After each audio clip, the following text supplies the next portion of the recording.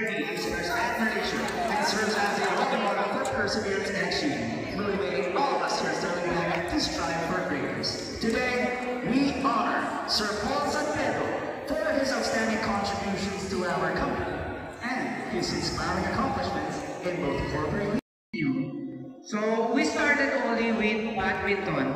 Kasi si Benson, yun lang ang sports niya, badminton. So, badminton po na tayo. So, we had badminton, and then years passed, we added volleyball. Kasi ganun talaga yun. Welcome naman kayo eh. As I was saying, aside from basketball, volleyball, badminton, I think we'll be adding more in the succeeding events.